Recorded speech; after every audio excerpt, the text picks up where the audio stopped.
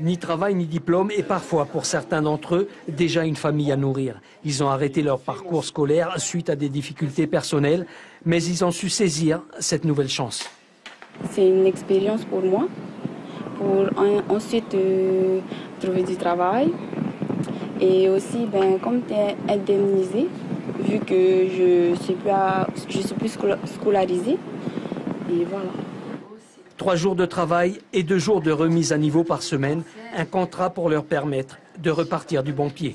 Mon objectif à moi, c'est de terminer mon BTS en tant que ST3S, donc qui dit santé sociale. Du coup, vu mes compétences que j'ai, donc j'ai proposé au service civique d'être médiatrice au collège de Marina. Un contrat de service civique effectué dans un établissement scolaire avec une mission éducative, aide aux devoirs, médiateur ou accompagnateur de sortie. Le tout nouveau dispositif est apprécié sur le terrain.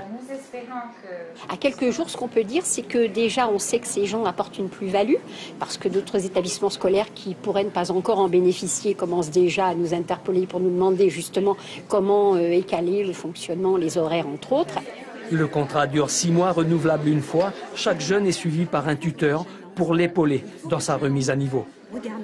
Je sais qu'on ne pourra pas répondre donc aux besoins des 1000 décrocheurs, mais sachez que pour obtenir ce dispositif, ils ont dû passer un entretien. Ils ont dû prouver qu'ils étaient motivés pour aller jusqu'au bout de leur démarche, c'est-à-dire la reprise d'études, pourquoi pas préparer un diplôme. Dans le cadre du service civique, une indemnité de 50 000 francs est versée à chaque jeune par l'État. Le territoire se charge de leur inscription au régime des non-salariés.